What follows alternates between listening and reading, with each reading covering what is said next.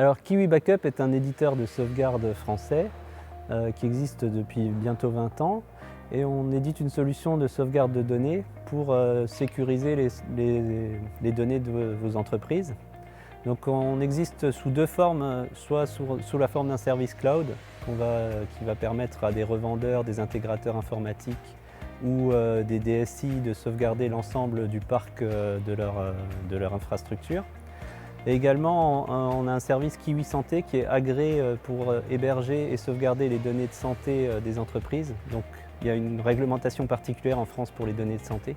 Donc, pour pouvoir héberger à l'extérieur et externaliser un backup, il faut un service agréé. Donc, nous avons une certification qu'on va renouveler là prochainement. Et donc, on est également certifié ISO 27001. Et on sauvegarde tout type de plateforme, donc Windows, Linux, Mac, également Office 365 et les NAS Synology.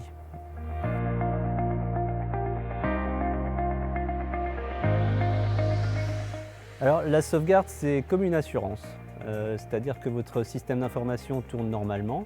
En cas d'incendie, en cas de vol, en cas d'incident de cybersécurité, d'attaque, de perte, de panne matérielle, enfin, on peut imaginer tout un tas de scénarios.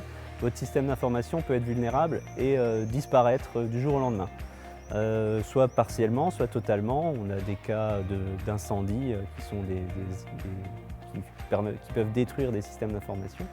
Donc la sauvegarde sert d'assurance, c'est-à-dire que si jamais votre système est entièrement détruit, il faut avoir une copie quelque part de ce système-là qui vous permette de le remettre en marche et de sauver votre entreprise.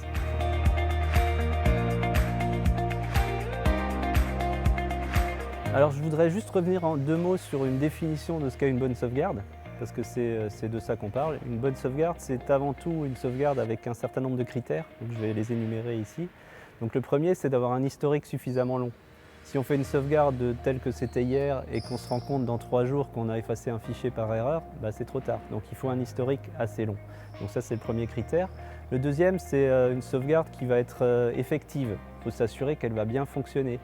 Parce qu'on a vu, voilà, avec notre expérience, beaucoup de sauvegardes qui ne fonctionnent pas.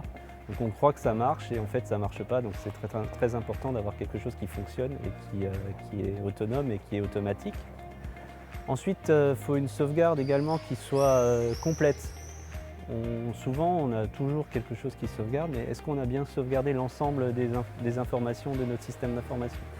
On sauvegarde souvent les choses vraiment critiques, la paye, on va sauvegarder la compta, mais parfois on a aussi les devis, on a les factures, etc. Et donc on a vite fait d'oublier des choses et donc s'assurer de la complétude de la sauvegarde, c'est très important. Ensuite, une sauvegarde doit être externalisée. J'ai parlé tout à l'heure d'un incendie. Quand un incendie brûle vos bâtiments, il va brûler l'ensemble des choses. Donc si votre sauvegarde est dans le bâtiment, évidemment, ça ne marche pas. Donc l'externalisation, c'est un critère important. Et le dernier point, c'est de tester ces sauvegardes. Vérifier que de temps en temps, elles fonctionnent bien, vérifier que vous avez bien tout. Et c'est un des points également critiques. Donc voilà les exemples que vous avez cités tout à l'heure, le disque branché en externe, déjà c'est pas vraiment une sauvegarde puisqu'on peut aller écraser cette sauvegarde. Donc une attaque informatique peut aller corrompre cette sauvegarde si vous la laissez brancher. Donc c'est pas vraiment une sauvegarde, c'est du stockage supplémentaire, une copie de vos données, mais une sauvegarde doit être inamovible et pas pouvoir être modifiée.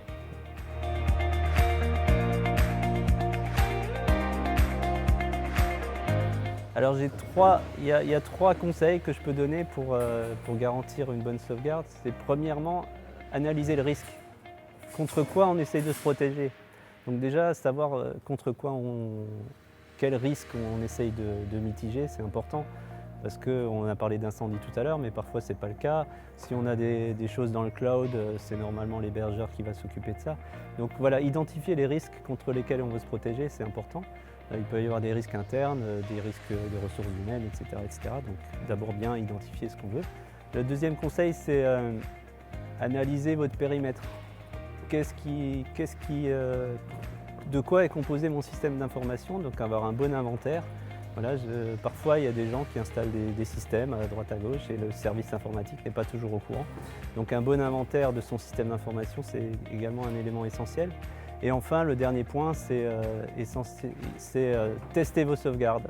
Faites des tests de votre PRA Donc vous avez prévu qu'en cas d'incendie, on puisse faire ça et ça, faites-le pour de vrai. On peut le faire en mode simulé. Donc on se dit, aujourd'hui, j'ai plus de système d'information, combien de temps ça va me prendre pour remonter? Et pour les avoir fait, nous, ces tests sur notre propre cloud, chaque fois on découvre des choses. Tiens, on a oublié tel élément, tiens, peut-être ça on pourrait le faire différemment, ça irait plus vite pour la remontée du système, etc., etc. Donc ça c'est vraiment un élément important. Et dans ces tests, évidemment, faites des tests de restauration. On simule vraiment la disparition totale du système d'information et combien de temps ça prend pour remonter l'ensemble du système pour qu'on puisse retravailler. Et ça peut aller de 3 minutes à 3 semaines. Évidemment, si la production est arrêtée pendant ces 3 semaines, ça peut être problématique. Donc voilà, c'est le conseil le plus important selon moi, c'est de tester vos PRA, tester votre restauration.